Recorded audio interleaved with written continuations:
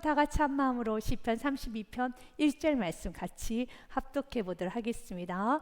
어물의 사함을 받고 자신의 죄가 가려진 자는 복이 있도다. 아멘. 어느 날 옥상을 거닐다가 한 여인이 목욕하는 그 장면을 보게 됩니다. 그의 정욕을 다스리지 못합니다. 그의 안목의 정욕, 육신의 정욕을 다스리지 못하고 그 여인을 불러서 범합니다. 이것이 바로 간음의 사건이에요. 다윗은 알았어요. 밧세바가 누구의 여인이라는 것을. 나의 사랑하는 충신 우리아의 아내라는 것도 알았습니다. 그러나 그는 그 정욕을 제어하지 못했어요. 그는 아주 나쁜 행동을 했습니다. 가장 선했던 왕이 가장 파렴치한 왕으로 전락했습니다. 이를 어찌하면 좋겠습니까? 그리고 자신의 죄를 은폐하기 위하여서 우리아를 전쟁에 내보내고 우리아가 죽었어요. 그는 우리아도 죽였고 우리의 아내 밧세바도 범하였고 한 가정을 깨뜨렸으며 파괴시켰으며 절대로 돌이킬 수 없는 죄, 그리고 비난받아야 되는 죄, 다시 일어서서는 안 되는 죄, 영원히 후미진 데서 살아야 되는 그 죄를 범했어요. 그러나 다윗은 회복이 됐습니다. 하나님은 우리가 회복되기를 원하십니다.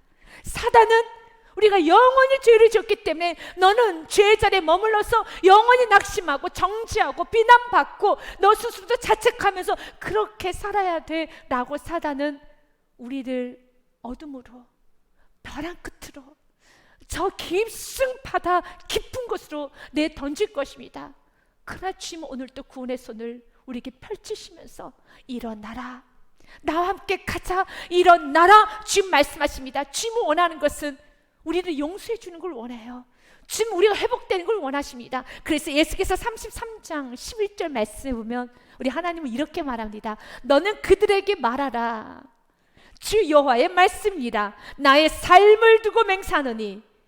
주님께서는 좀 강하게, 확실하게 좀 믿어라, 이 말씀을 좀 믿어라 라는 그런 강한 표현이겠지요. 나의 삶을 두고 맹세하노니 나는 악인이 죽는 것을 기뻐하지 아니하고 악인이 그의 길에서 돌이켜서 떠나 사는 걸 기뻐하노라. 아멘. 우리에게는 좀 못된 마음이 있어서 악인은 영원히 회복되지 않고 영원히 멸망당했으면 좋겠어라는 그런 마음이 있지 않습니까? 그럼 우리 하나님은 그렇지 않아요. 악인이랄지라도 돌이켜서, 악인이랄지라도 주님은 그를 용서해 주기를 원하시는 마음이 우리 주님의 마음이에요. 후반절에 이어 말합니다. 이스라엘 족속아 돌이키고 돌이키라. 턴트가 주님께 돌아오는 겁니다. 너희 악한 길에서 떠나라. 어찌 죽고자 하느냐 하셨다 하라. 아멘. 악인도 돌이키는 걸 기뻐하는데 내 사랑하는 자녀가 돌아와서 주님께 용서받고 회복받는 거 우리 하나님은 참으로 기뻐하시고 원하시는 것입니다. 그래서 하나님께서는 다윗을 살려주셨어요. 다윗에게 다시 한번 구원의 은혜를 베풀어 주셨습니다. 하나님, 우리가 위경 가운데 빠졌을 때, 파렴치한 죄를 범하였을 때, 돌이킬 수 없는 그 산과 같은 문제 있을 때 하나님께서는 우리에게 다가오시는 방법은 말씀을 통해서 우리를 건져주십니다. 시편 107편 20절 말씀에 보면 그가 그의 말씀을 보내어 그들을 고치시고 위험한 지경에서 건지신도다. 아멘. 지금 말씀을 보내주십니다. 하나님께서는 다윗에게 나단 선지를 보내주셨어요. 참으로 은혜는 다윗의 마음에는 나단 선지자의 말씀을 들을 수 있는 시온의 대로가 열렸습니다. 여러분에게도 시온의 대로가 있어야 되는 겁니다. 말씀을 들을 수 있는 귀가 열려 있어야 돼요. 말씀을 들을 수 있는 영적인 귀가 있어야 되는 것이며 여러분에게 그 말씀의 터치를 받을 수 있는 시온의 대로가 있어야 되겠습니다. 여러분의 가장 후미진 것, 가장 파렴치한 부분, 가장 그 더러운 죄, 시기, 질투, 욕심, 교만, 정욕, 모든 더러운 것을 아주 정확히 집어낼 수 있는, 정확히 꼬집어낼 수 있는 그 말씀을 들을 수 있는 시온의 대로가 우리 안에 있어야 되는 것입니다. 사람들은 다 속았어요. 다윗이 이렇게 더러운 죄를 범했다는 것을 몰랐어요. 왜냐하면 우리아를 죽인 것은 다윗은 아니었습니다. 다윗이 죽였지만 다윗의 손에 피가 묻은 건 아닙니다. 우리야는 전쟁에 나가서 전사했습니다. 그리고 나서 우리야의 아내 밧세바를 취했었을 때 많은 신하들은 이렇게 생각했을 것입니다. 역시 다윗은 성군이셔. 이렇게 충성스러운 신하가 전사하고 나니 아내까지 거둬들이는구나. 참 선하셔. 그 당시는 남편이 없게 되면은 과부로서의 삶을 살 수가 없어요. 생계를 이어갈 수가 없기 때문에 과부는 누군가의 도움을 받아야 되는 겁니다. 그런데 왕이 홀로 된 과부를 거둬들인다니 너무 선하지 않습니까? 너무나도 선한 왕으로 사람들은 인식하고 있을 것입니다. 그러나 다윗은 선한 왕이 아닙니다. 지금 그 시기는, 그때는 선한 모습이 아니었어요. 하나님을 알고 계셨어요. 사람은 다 속여도 내 주위에 그 어떤 사람도 내 속에 무슨 마음을 품고 사는지, 지금 내가 무슨 생각을 하고 있는지 모르지만 하나님은 너무 정확하게 알고 있었어요. 다윗 안에 있는 정욕을 알고 있었고 교만을 알고 있었으며 그 속에 있는 욕심과 그 속에 있는 여러분 아주 어두운 죄를 알고 있었습니다. 그래서 나단 선지자를 보내서 그의 영을 깨우치기 시작합니다. 나단 선지자가 다윗에게 이런 질문합니다. 다윗 왕이시여, 한 마을 안에 소와 양이 엄청나게 많은 부자가 있습니다. 그리고 또 한 마리 양밖에 없는 가난한 자도 있었습니다. 그런데 어느 날 지나가는 나그네가 그 부자의 집에 들려서 하룻밤을 묵고자 하여 그 부자가 대접을 하려고 하는데 자신의 양을 잡아서 대접하는 것이 아니라 한 마리 양밖에 없는 그 양을 빼앗아 와가지고 나그네를 대접한다고 하는데, 왕이시여 당신은 어떻게 생각하십니까? 라고 묻습니다. 그리하였더니 다윗 왕이 크게 노하며 이렇게 말합니다. 사무엘하 12장 5절 말씀에 보면 다윗이 그 사람으로 말미암아 노하여 나단에게 이르되 여호와의 살아계심을 두고 맹세하노니 이 일을 행한 그 사람은 마땅히 죽을지니라. must die, 마땅히 죽어야 되는 사람입니다 라고 말합니다. 맞습니다. 한 마리 양밖에 없는 그 양을 빼앗아 가지고 자기 배를 채우는 거, 한 마리 양밖에 없는 그 양을 빼앗아 가지고 자기 이득을 취하는 거, 마땅히 죽어야 되는 사람입니다. 죽을 죄를 지었습니다. 그리하였더니 나단 선지자가 연여 이렇게 말합니다. You are the man, 당신이 그 사람입니다 라는 말합니다. 나단이 다윗에게 이르되 당신이 그 죽음 마땅한 그 사람이라. 이스라엘 하나님 여호와께서 이와 같이 이르시기를 내가 너를 이스라엘 왕으로 기름 붓기 위하여 너를 사울의 손에서 구원하고 내 주인의 집을 내게 주고 내 주인의 아내들을 내 품에 두고 이스라엘과 유다 족속을 내게 맡겼느니라. 만일 그것이 부족하였을 것 같으며 내가 내게 이것도 저것도 더 주었으리라. 그런데 왜 한 마리 양밖에 없는 그 양, 왜 우리아의 아내 밧세바를 너는 취하였느냐? 9절 말씀에 그러한데 어찌하여 내가 여호와의 말씀을 업신여기고 나보기에 악을 행하였느냐? 내가 칼로 햇사람 우리아를 치되 암몬 자손의 칼로 죽이고 그의 아내를 빼앗아 내 아내로 삼았도다. 하나님은 알고 계셨어요. 우리아를 죽인 건 다윗이 직접 죽이지는 않았어요. 다윗의 손에 피를 묻지는 않았습니다. 그러나 하나님 알고 계셨어요. 너가 우리아를 죽였고 너가 우리아의 아내 밧세바를 취했던 왕, 너 다윗이란다. 사랑하는 여러분, 자신의 죄가 다 드러났습니다. 말씀을 통하여서 자신의 죄를 다 밝혀 하나님은 낱낱이 밝혔습니다. 이제 이때 어떻게 해야 될까요? 사랑하는 여러분, 죄가 밝혀질 때, 내 속에 어두운 부분이 드러났을 때, 내 안에 있는 교만과 욕심, 또 이기심, 정욕, 내 안에 있는 거짓됨이 좀 드러났을 때 어떻게 해야 될까요? 다윗은 그 자리에서 엎드려서 내가 그 사람입니다. 이러면 회복받아요. 이렇게 하면 사랑하는 용서받습니다. 그리고 이렇게 용서를 받으면 그 자가 복 있는 자라는 겁니다. 사랑하는 여러분, 말씀을 통해 주문이 비추실 때 여러분 변명 핑계 눈 감지 마시고 다윗과 같이 고백하십시오. 그가 이렇게 고백을 합니다. 사무엘하 12장 13절 말씀 보면 다윗이 나단에게 이르되 내가 여호와께 죄를 범하였나라 하매 아멘. 나단이 다윗에게 말하되 여호와께서도 당신의 죄를 사하셨나니 아멘. 우리가 고백하면 주님은 용서하여 주세요. 우리 주님은 용서를 해주십니다. 시편의 말씀에 보면은 30편 5절 말씀에 이렇게 되어 있지요. 내가 이르기를 내 허물을 여호와께 자복하리라 하고 주께 내 죄를 아뢰고 내 죄악을 숨기지 아니하였더니 곧 주께서 내 죄악을 사하셨나이다. 아멘. 우리가 숨기지 아니하면 주는 죄를 사하여 주십니다. 잠언 말씀에도 28장 말씀에 13절 말씀 이렇게 되어 있습니다. 자기의 죄를 숨기는 자는 형통하지 못하나 죄를 자복하고 버리는 자는 불쌍히 여김을 받으리라. 아멘. 시편의 103편의 말씀도 이렇게 기록이 되어 있습니다. 동이 서에서 먼 것 같이 우리의 죄가를 우리에게서 멀리 옮기셨으며 13절 말씀 같이 읽습니다. 아버지가 자식을 긍휼히 여긴 같이 여호와께서는 자기를 경유한 자를 긍휼히 여기시나니. 아멘. 하나님은 우리를 긍휼히 여겨주세요. 우리가 잘못했습니다 하고 울기 시작하면, 눈물을 흘리기 시작하면 하나님은 어쩔 줄을 몰라 하셔요. 나의 자녀가 울기 시작하면 하나님은 정말 너무너무 애통하시면서 우리를 감싸 안아주십니다. 다윗은 울기 시작합니다. 내가 너무 잘못했습니다. 내가 잘못했습니다 주님. 울기 시작합니다. 그런데 하나님은 그의 죄를 용서해 주셨다는 말씀이 오늘 성경은 기록되어 있잖아요. 사무엘하 말씀 읽어보면은요 12장 13절 말씀에 나단이 다윗에게 말하되 여호와께서도 당신의 죄를 사하셨나니. 아멘. 주님께서는 우리의 죄를 사하여 주십니다.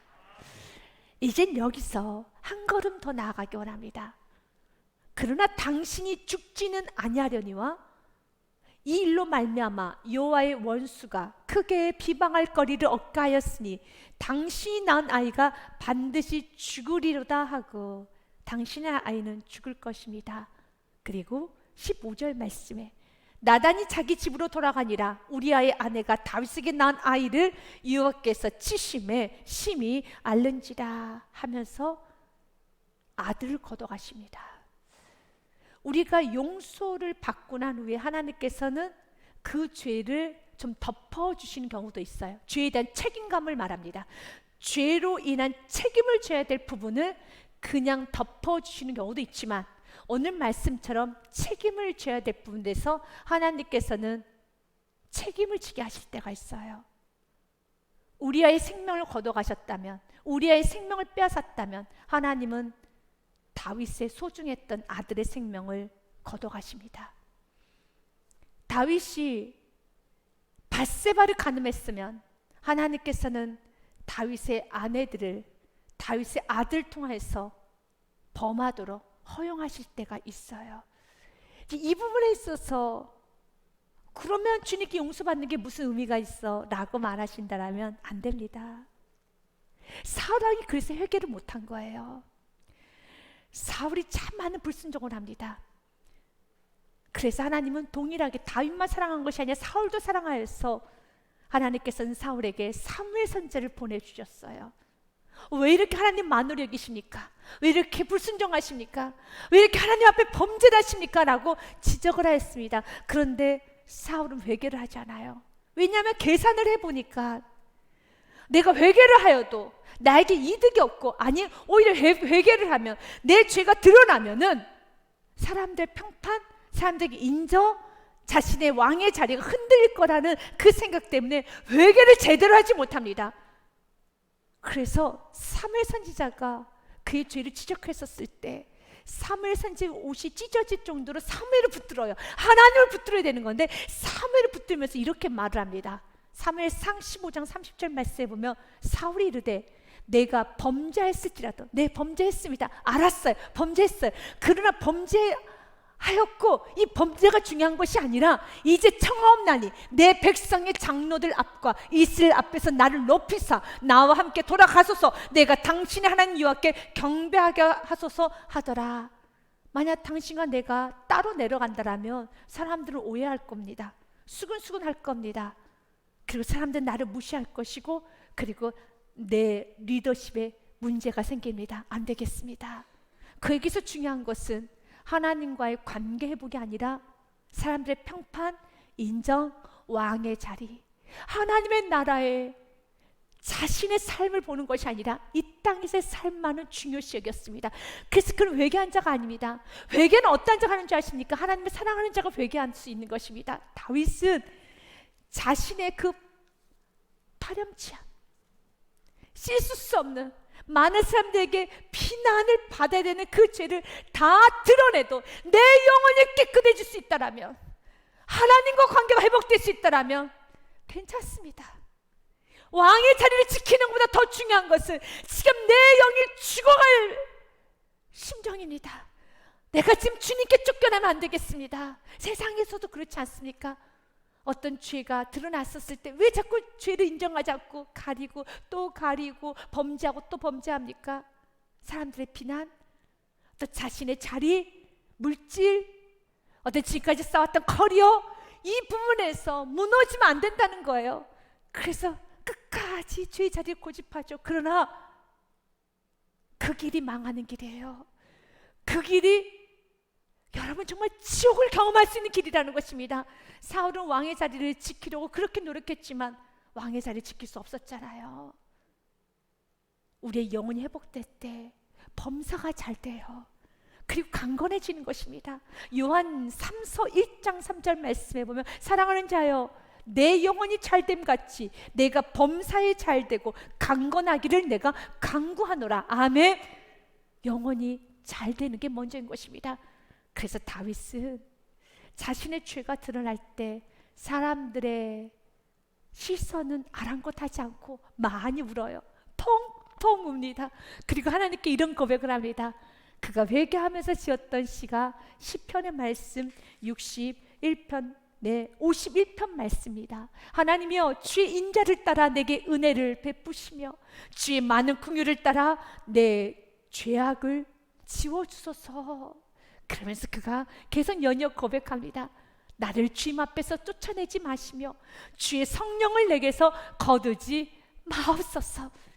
주님 제발 주님 나를 쫓아내지 마옵소서. 주 박대하시면 나 갈 데 없습니다. 주님 나를 살려주옵소서. 주의 구원의 즐거움을 내게 회복시켜 주시고 자원하는 심령을 주사 나를 붙들어 주시옵소서. 다윗에게서 중요한 것은 하나님과의 관계였습니다. 다윗에게서 소중한 것은 하나님의 관계가 멀어지는 것을 견딜 수가 없었던 것이에요. 왕의 자리, 사람들 시선, 그것은 내게 중요하지 않아. 지금 내 영혼이 주님과 가까워져야 되겠습니다. 주님을 사랑하게 되면 회개할 수 있습니다. 그러면서 다윗이 이렇게 시편 32편에 선포를 합니다. 시편 32편은 마스킬이라고 합니다. 그건 지혜시라는 뜻을 갖고 있습니다. 많은 백성들에게 복이 무언지를 가르쳐줬어요. 복이란 1절에 허물에 여러분 사함을 받고 주의 가림을 받는 자가 복된 자야.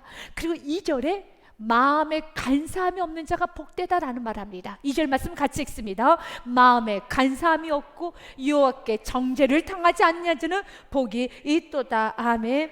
간사함이라는 것은 자기 유익을 위하여서 계산하는 마음, 꾀를 쓰는 마음이 간사함입니다.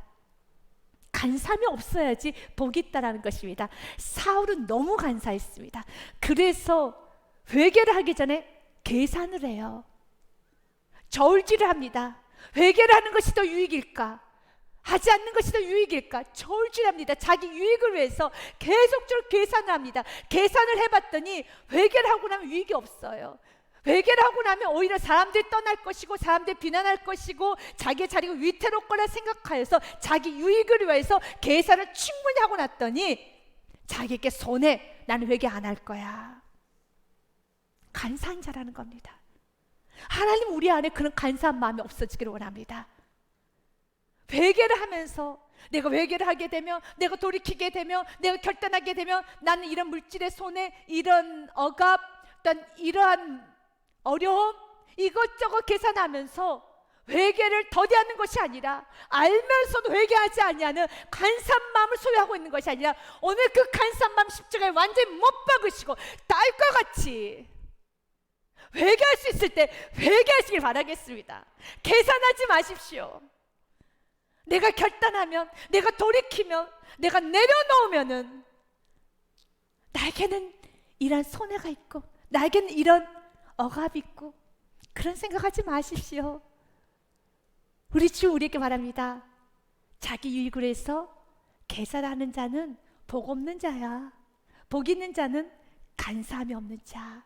나이과 같이 주님께서 나의 마음 만지실 때 즐거이 나와서 회개할 수 있는 자, 주님의 사랑을 믿는 자, 주님의 인도하심을 믿는 자, 계산하지 않는 자, 자기의 유익을 따지지 않는 자, 손익을 계산하지 않는 자, 우리가 되어야 하겠습니다.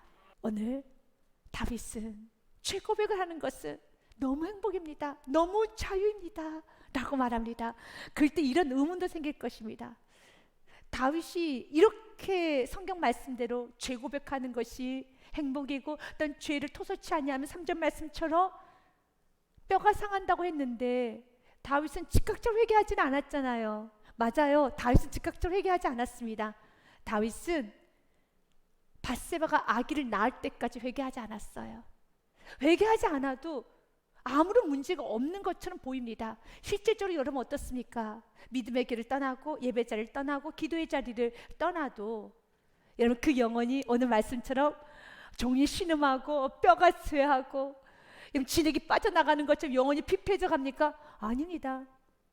직장도 가고 사업도 하시고, 그리고 여전히 즐거운 시간도 갖고 생활에 문제가 없어요. 다윗도 그랬어요. 그러면 왜 다윗은 죄를 토설치 아니하면 너의 뼈가 상한다고 말을 했는데, 다윗이 멀쩡했잖아요. 회개하지 않아도 멀쩡했잖아요. 회개는 회개할 수 있는 자만 회개할 수 있어요. 회개는 회개를 하고 있는 자만 회개할 수 있습니다. 여러분, 어깨에 물동이를 쥐고 있을 때 어떠던가요? 굉장히 무거워서 헉헉거리죠. 아유 무겁다라고 생각이 들지 않습니까? 너무 힘들어요. 그런데 물속에 들어가 있으면은 그 물이 나를 압도하고 있어도 전혀 무거움이 느껴지지 않아요. 찰스 스펄전 목사님은 이 부분에서 이런 말을 합니다. 물속에 들어가 있으면 물이 나를 둘러싸고 있기 때문에, 물이 나를 정복하였기 때문에 그 물의 무게를 느끼지 못합니다. 마찬가지로 죄 속으로 뛰어든 사람은 저 무시무시한 죄로부터 나와 있는 사람이 느끼는 죄의 무게를 전혀 느끼지 못하다가 나중에 하나님의 은혜로 말미암아 그 무거운 짐을 느끼게 됩니다. 맞아요. 우리가 죄를 짓지 않을 때는 물의 무게를 느낄 수 있어요. 물동이만 쥐고 있을 때 너무 물이 무거운 거예요. 그래서 내가 이미 마음에 작정해버리고 죄 속에 풍덩 들어가 버린 순간에 내가 마음을 차단하고 내 길을 닫아버리고 진실의 말을 듣지 않고 눈을 감고 길을 닫아버린 순간에 우리의 지각은 멈춰져요. 내가 물속에 들어가면 그 엄청난 물의 무게를 느끼지 못하고 오히려 물속에 있는 게 편한 것처럼, 자연스러운 것처럼. 다윗도 그랬어요. 다윗이 그렇게 주님을 사랑했고 그렇게 주님을 위해서 충성했던 시간이 있었음에도 불구하고 그 죄를 범하고 그 죄에 들어가 버렸었을 때 그는 죄의 무게를 느끼지 못했어요. 그런데 하나님께서는 그를 긍휼히 여겨주사 죄를 비춰주었고 죄에서 빠져나올 수 있도록 말씀을 보내주었을 때, 그리고 부족하지만 그 말씀을 붙들고 나오기 시작했었을 때 자신 안에 있는 모든 죄가 다 느껴지기 시작해요. 그래서 오늘 말하는 겁니다. 내가 입을 열지 않으면 내 뼈가 상하고 주야로 눌러서 내 진액이 지금 빠져나오고 있습니다. 진액이 빠져나오고 있습니다. 너무 무겁습니다. 너무 힘듭니다. 주님, 그리고 주님께 마음껏 울기 시작합니다. 이것이 회개예요. 그래서 회개는 내가 할 수 있다고 할 수 있는 게 아닙니다. 그러나 오늘 또 주님은 다윗에게 찾아오셨던 것처럼 저와 여러분에게도 찾아옵니다.